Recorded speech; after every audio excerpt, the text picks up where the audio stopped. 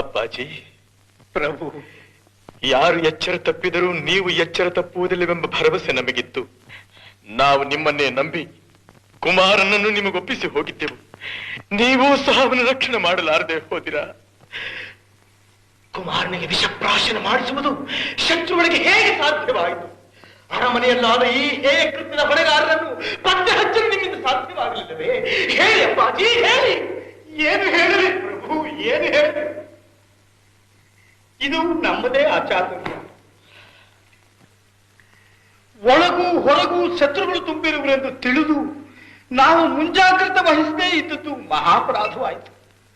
ರಾಜ್ಯಕ್ಕೆ, ಅರಸರಿಗೆ ಒದಗುವ ಆಪತ್ತುಗಳನ್ನು ಮುಂದಾಲೋಚನೆಯಿಂದ ಪರಿಹರಿಸಲು ಆಸಕ್ತರಾದವನು ರಾಜ್ಯದ ಅಮಾತ್ಯನಾಗಿರುವ ಅನರ್ಹ ಪ್ರಭು, ಅನರ್ಹ. ತಮ್ಮ ಗೌರವ, ನಂಬಿಕೆ, ವಿಶ್ವಾಸಗಳನ್ನು ಕಳೆದುಕೊಂಡು ಇನ್ನು ಮುಂದೆ ನಾವು ಮಹಾಮಂತ್ರಿ ಆಗಿರುವುದು ಸರಿಯಲ್ಲ ಪ್ರಭು, ಸರಿಯಲ್ಲ. ಪ್ರಭು, ಇದು ನಮ್ಮ ಮಂತ್ರಿ ಪದವಿಯನ್ನು ದಯಮಾಡಿ ಒಪ್ಪಿಸಿಕೊಳ್ಳಬೇಕು.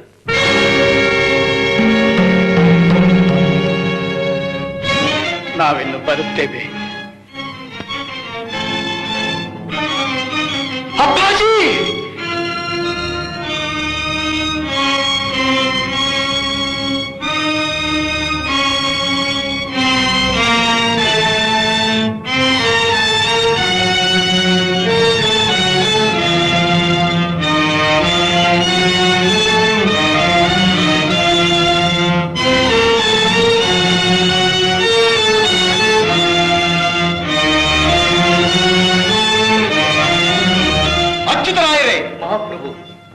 ಇಂದಿನಿಂದ ನೀವೇ ಈ ರಾಜ್ಯದ ಮಹಾಮಂತ್ರಿಗಳು.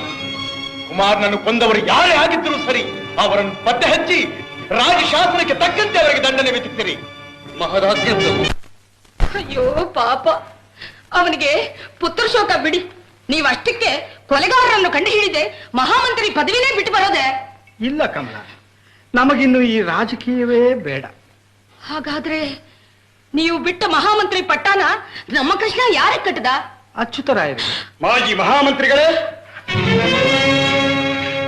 ನಿಮ್ಮನ್ನು ಬಂಧಿಸಿ ರಾಜಬೀದಿಯಲ್ಲಿ ನಡೆಸಿಕೊಂಡು ಬರುವಂತೆ ರಾಜ್ಯಾಂಗ ನಿರೂಪ ಕಳುಹಿಸಿದೆ. ಅಯ್ಯೋ, ಇದೆಂತ ಅನ್ಯಾಯ, ಅವಮಾನ, ಅಕ್ರಮ! ಈ ಆಜ್ಞೆಯನ್ನು ನಿರೂಪಿಸಿದವರು ರಾಜರೋ ರಾಜ್ಯಾಂಗವೋ? ರಾಜ್ಯಾಂಗ ತಾಯಿ, ನಿರೂಪವನ್ನೇ ಓದುತ್ತೇವೆ, ಕಿವಿಗೊಟ್ಟು ಕೇಳಿ. ಶ್ರೀ ಮಹಾರಾಜ ತಿರುಮಲರಾಯರ ಕೊಲೆಯಾದ ಸಂಬಂಧದಲ್ಲಿ ವಿಜಯನಗರ ಸಾಮ್ರಾಜ್ಯದ ಹೊಸ ಮಂತ್ರಿ ಮಂಡಲ ರಾಜ್ಯಾಂಗ ಶಾಸನದ 15ನೇ ವಿಧಿ ಪ್ರಕಾರ ಮಾಜಿ ಮಹಾಮಂತ್ರಿ ತಿಮ್ಮರಸರನ್ನು, ಅವರ ಮಕ್ಕಳಾದ ತಿಮ್ಮಣ್ಣ, ಗೋವಿಂದ ದಂಡನಾಯಕರನ್ನು ಸಹ ಸಂದೇಹಿಸಿ ಬಂಧಿಸಿದೆ. ಅಯ್ಯೋ, ಕೇಳಲಾರೆ. ಇದೆಲ್ಲ ರಾಜ್ಯದಾಹದ ದುಷ್ಟ ದಾಯಾದಿಗಳ ಸಂಧಾನ. ಇದೇ ಅಭ್ಯುದಯವಾಗಿರುವ ಕರ್ನಾಟಕ ಸಾಮ್ರಾಜ್ಯದ ಸೂರ್ಯಾಸ್ತಮಾನ. ನನಗೆ ಹಿಡಿದು ಮಾತನಾಡಿ. ಈ ಮಹಾ ಸಾಮ್ರಾಜ್ಯ ನಾವು ಕಷ್ಟಪಟ್ಟು ಕಟ್ಟಿದ ನಮ್ಮ ಮಹಾಮನೆ. ನಮ್ಮ ಮನೆಗೆ ನಾವೇ ಅಮಂಗಳವನ್ನು ಬಯಸಬಾರದು ಕಮಲ, ಅಮಂಗಳವನ್ನು ಬಯಸಬಾರದು. ಇಲ್ಲಿ ನೋಡು, ನೀನು ವೀರ ಕನ್ನಡ ರಾಯನನ್ನು ಸಾಕಿ ಸಲಹಿ ಬೆಳೆಸದ ವೀರ ಮಾತೆ. ಅಯ್ಯಯ್ಯೋ, ಈ ವೀರ ಮಾತೃತ್ವ ಯಾರಿಗೂ ಬೇಡಿ, ಯಾರಿಗೂ ಬೇಡಿ. ಧೈರ್ಯವಾಗಿರು ಕಮಲ, ಧೈರ್ಯವಾಗಿ. ರಂಗರಾಯರೇ, ನಾವು ನಮ್ಮ ರಾಜ್ಯಾಂಗ ಶಾಸನ ವಿಧಿಗೆ ತಲೆಬಾಗಿ ನಡೆಯಲು ಸದಾ ಸಿದ್ಧರಾಗಿದ್ದೇವೆ. ನಮ್ಮನ್ನು ಬಂಧಿಸಿ.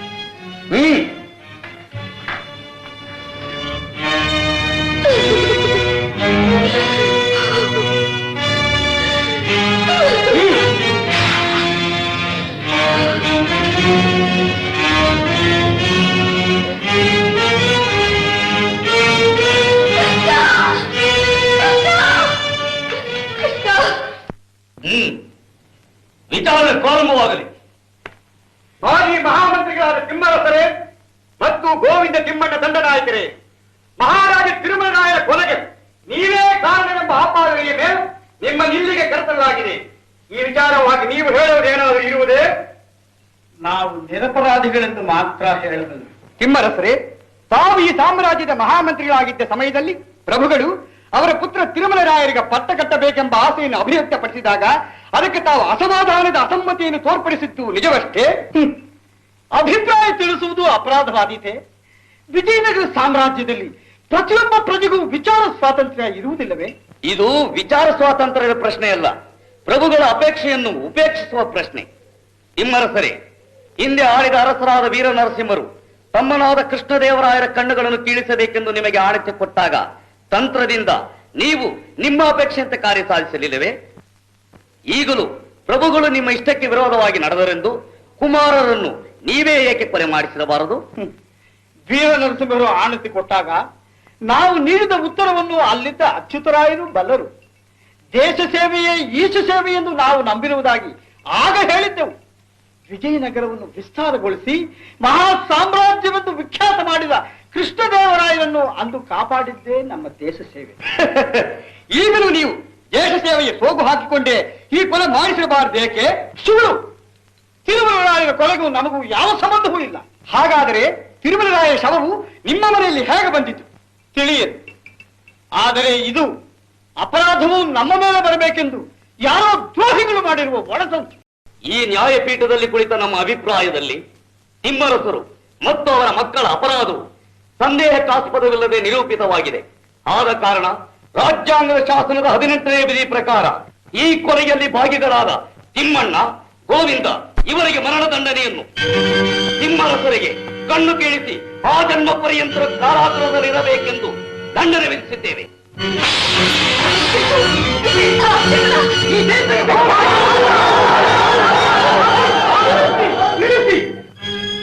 ನಾವು ಜೀವಂತರಾಗಿರುವಾಗಲೇ ನಮ್ಮ ಕಣ್ಣೆದುರಿಗೆ ನೀವು ನ್ಯಾಯಾಂಗದ ತೀರ್ಪನ್ನು ಎದುರಿಸುವಿರಿ ಎಂದು ನಾವು ಕನಸಿನಲ್ಲೂ ಎಣಿಸಿರಲಿಲ್ಲ. ನ್ಯಾಯಾಂಗದ ತೀರ್ಪಿಗೆ ತಲೆಬಾಗಬೇಕಾದ್ದು ನಮ್ಮೆಲ್ಲರ ಕರ್ತವ್ಯ. ನಮ್ಮ ರಾಜ್ಯಾಂಗ ಶಾಸನವನ್ನು ನಾವೇ ಗೌರವಿಸುತ್ತಿದ್ದರೆ ಅನ್ಯರು ಹೇಗೆ ಗೌರವಿಸುವುದು? ನೀತಿಪತಿಗಳೇ, ನಿಮ್ಮ ತೀರ್ಪನ್ನು ನಾವು ಶಿರಸಾವಹಿಸಿ ಆಮೋದಿಸುತ್ತೇವೆ.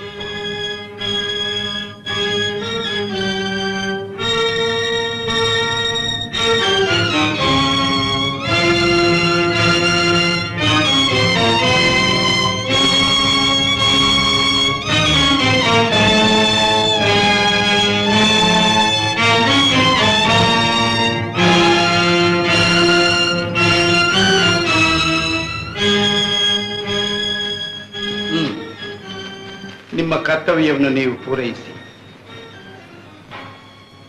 ಹೇಗೆ ಅನುಮಾನಿಸುತ್ತಿರುವಿರಿ? ಮಂತ್ರಿಯೇ ಆಗಲಿ, ಸಾಧಾರಣ ಪ್ರಜೆಯೇ ಆಗಲಿ, ರಾಜಾಜ್ಞೆ ಎಂದರೆ ಎಲ್ಲರಿಗೂ ಒಂದೇ. ಕುರುಡು ಅಭಿಮಾನದಿಂದ ಕರುಳು ತೋರಲು ಹೋಗಿ ಕರ್ತವ್ಯ ಭ್ರಷ್ಟರಾಗಬೇಡಿ. ರಾಜಾಜ್ಞೆಯನ್ನು ನೀವು ಈಗಲೇ ನೆರವೇರಿಸದಿದ್ದರೆ ಆ ವಿರೂಪಾಕ್ಷಣ ಮೇಲೆ ಆಣೆ.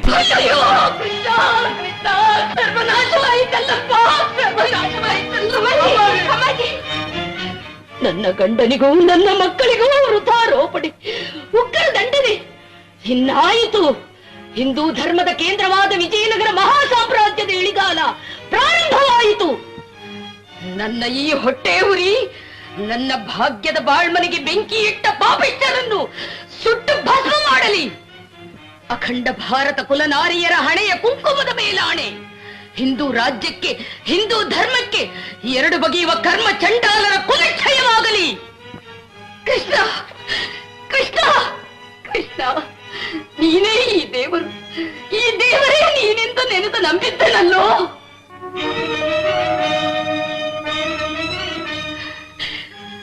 ಬಂದೆಯ ಕೃಷ್ಣ, ನನ್ನ ನಂಬಿಕೆ ಕೆಡಲಿಲ್ಲ.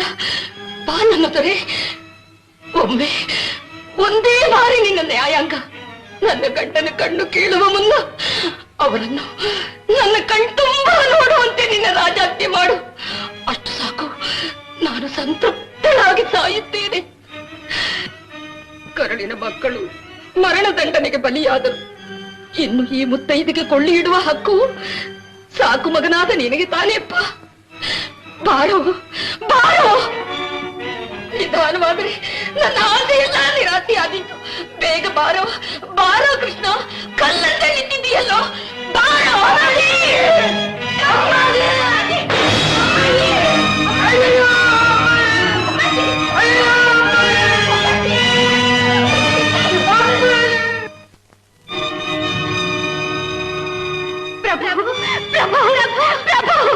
ಏನು? ಹೊಸ ಮಂತ್ರಿಗಳಾದ ಅಚ್ಯುತರಾಯರು ಅಪ್ಪಾಜಿಯವರೇ ಕುಮಾರನನ್ನು ಕೊಲೆ ಮಾಡುತ್ತಿದ್ದರೆಂದು ಅವರ ಕಣ್ಣು ಕೀಳಿಸಲು ಆಜ್ಞೆ ಮಾಡಿದ್ದಾರೆ ಪ್ರಭು. ಏನು ಏನು ಹೇಳ್ತಿರುವಿರಿ? ಅಪ್ಪಾಜಿಯವರ ಕಣ್ಣು ಕೇಳಿಸುವಂತೆ ಆಜ್ಞೆ. ಅಷ್ಟೇ ಅಲ್ಲ ಪ್ರಭು, ಅವರ ಮಕ್ಕಳಾದ ಗೋವಿಂದ ತಿಮ್ಮಣ್ಣರಿಗೆ ಮರಣದಂಡನೆಯನ್ನು ವಿಧಿಸಿದ್ದಾರಂತೆ. ತಾವು ತ್ವರೆ ಮಾಡದಿದ್ದಲ್ಲಿ ಆ ಅಗ್ನಿಗೆ ಅಪ್ಪಾಜಿ ಅವರ ಕಣ್ಣುಗಳು ಆಹುತಿ ಆಗುವುದು ಖಂಡಿತ ಪ್ರಭು, ಖಂಡಿತ. ಕೂಡದು ಕೂಡದು, ಈ ಅಕ್ರಮ ನಡೆಯ ಕೂಡದು. ಈ ಆಜ್ಞೆಯನ್ನು ನಾವು ತಡೆಗಟ್ಟುತ್ತೇವೆ. ನಡೆಯಿರಿ.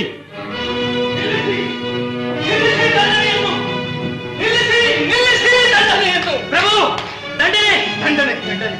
ಯಾವ ದಂಡನೆ? ಯಾರಿಗೆ ದಂಡನೆ? ಯಾರು ವಿಧಿಸಿದ ದಂಡನೆ? ಅಪ್ಪಾಜಿ ಅವರಿಗೆ ವಿಧಿಸಿದ ದಂಡನೆಯನ್ನು ನಾವು ಹಿಂತೆಗೆದುಕೊಂಡಿದ್ದೇವೆ. ಹೋಗಿ ಹೊರಟು ಹೋಗಿ. ಅಪ್ಪಾಜಿ ಅಪ್ಪಾಜಿ, ನಾವು ಜೀವಂತವಾಗಿರುವ ತನಕ ನಿಮಗೆ ಯಾವ ಅಪಾಯವೂ ಬಾರದಂತೆ ನಾವು ನೋಡಿಕೊಳ್ಳುತ್ತೇವೆ. ನಾವೊಂದು ಬಗೆದರೆ ದೈವವೇ ಬೇರೊಂದು ಬಗೆಯುತ್ತದೆ ಪ್ರಭು. ಕಾಲ ಅಪ್ಪಾಜಿ ಅಪ್ಪಾಜಿ, ಏನೇ ಘೋರ, ಏನೇ ಘೋರ! ನಿಮ್ಮ ಕಣ್ಣುಗಳನ್ನು ಕಿತ್ತೇ ಬಿಟ್ಟರೆ ನೀವು ಅಂಧರಾಗಿಯೇ ಹೋದಿರ. ಅಯ್ಯೋ ಅಯ್ಯೋ, ನೋಡಲಾರೆ ನೋಡಲಾರೆ ನೋಡಲಾರೆ ನೋಡಲಾರೆ. ಯಾವ ಅನಾಹುತ ನಡೆಯುವುದನ್ನು ತಪ್ಪಿಸಬೇಕೆಂದು ಓಡೋಡಿ ಬಂದೆವು, ಅದು ನಡೆದೇ ಹೋಯಿತೆ.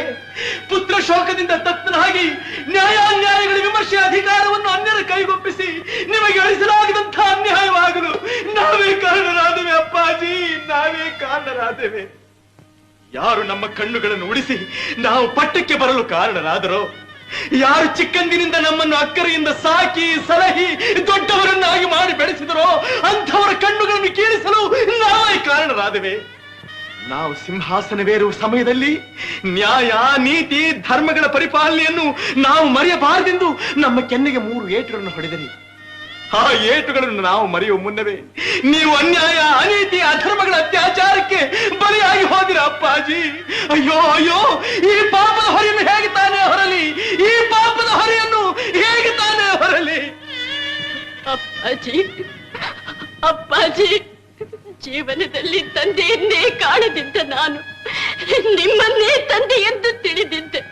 ನಿಮಗಾದ ಈ ಅನ್ಯಾಯವನ್ನು ಹೇಗೆ ತಾನೇ ಸಹಿಸಲಿ ಅಪ್ಪಾಜಿ?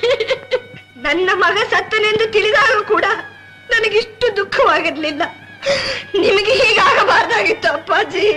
ಆ ದೇವನ ಚದುರಂಗದಾಟದಲ್ಲಿ ಇನ್ನು ಏನೇನು ಅನುಭವಿಸಬೇಕಾಗಿದೆಯೋ ಯಾರು ಬಲ್ಲರು ಮಹಾರಾಣಿ, ಯಾರು ಬಲ್ಲರು? ರಕ್ತ ರಕ್ತ ಅಪ್ಪಾಜಿ, ರಕ್ತ!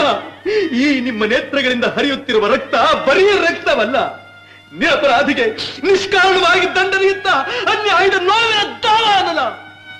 ಈ ರಕ್ತದ ಒಂದು ತೊಟ್ಟು ಭೂಮಿಯ ಮೇಲೆ ಬಿದ್ದರೂ ನಮ್ಮ ವಿಜಯನಗರವೇ ಸುಟ್ಟು ಭಸ್ಮವಾಗಿ ನಿರ್ನಾಮವಾಗುವುದು ಖಂಡಿತ.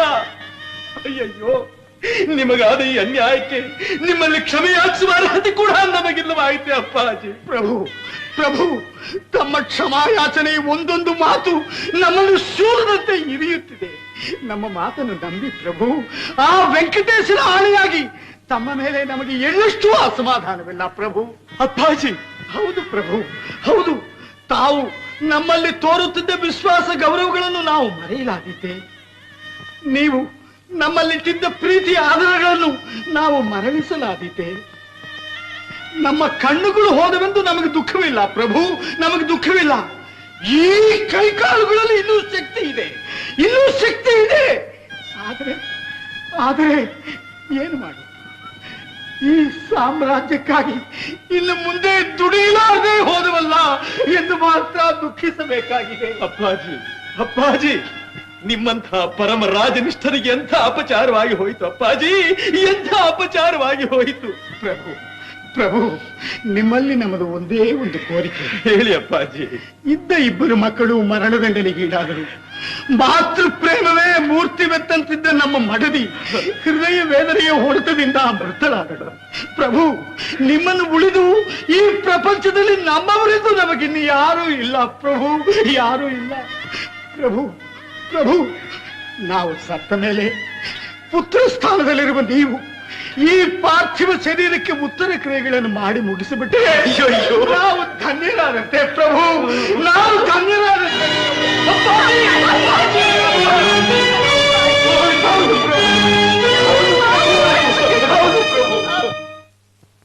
ಈ ಘಟನೆಯ ತರುವಾಯ ಅಪ್ಪಾಜಿಯವರಿಗಾದ ಅನ್ಯಾಯವನ್ನು ನೆನೆದು ನೆನೆದು ಅದೇ ಚಿಂತೆಯಲ್ಲೇ ಶ್ರೀ ಕೃಷ್ಣದೇವರಾಯರು ಹಾಸಿಗೆ ಹಿಡಿದರು.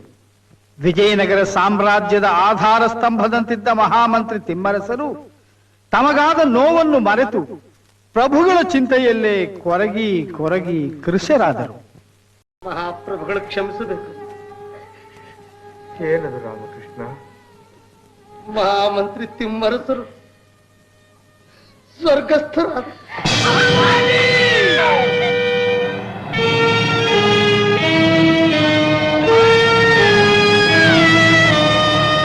ಹೋಗಿಬಿಟ್ಟಿರ ಅಪ್ಪಾಜಿ. ಈ ನಿಮ್ಮ ಮಗನನ್ನು ಒಂಟಿಯಾಗಿ ತೊರೆದು ಹೋಗಿಬಿಟ್ಟಿರ ಅಪ್ಪಾಜಿ.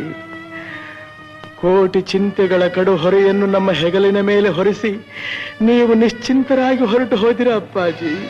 ಹಗಲಿರುಳು ನಿದ್ರಾಹಾರ ಬಿಟ್ಟು ನೀವು ಶ್ರಮಪಟ್ಟು ಕಟ್ಟಿದ ಈ ನಾಡು, ಈ ಧರ್ಮದ ಬೀಡು ಅಧರ್ಮದ ನೆಲವೀಡು ಆಯಿತೆಂದು ಇದನ್ನು ತೊರೆದು ಹೊರಟು ಹೋದಿರ ಅಪ್ಪಾಜಿ. ನಾವೇ ನಿಮ್ಮ ಉತ್ತರ ಕ್ರಿಯೆಗಳನ್ನು ಮಾಡಬೇಕೆಂಬ ನಿಮ್ಮ ಕೊನೆಯ ಆಸೆಯನ್ನು ಪೂರೈಸುವುದಕ್ಕಾಗಿ ನಾವಿನ್ನೂ ಜೀವ ಹಿಡಿದಿದ್ದೇವೆ ಅಪ್ಪಾಜಿ. ಹೋಗಿ ಬನ್ನಿ, ಹೋಗಿ ಬನ್ನಿ ಅಪ್ಪಾಜಿ. ನಮ್ಮ ಕರ್ಮದ ಹೊರೆಯು ಕಳೆದ ಮೇಲೆ ನಾವು ಮತ್ತೆ ನಿಮ್ಮನ್ನು ಸಂಧಿಸುತ್ತೇವೆ.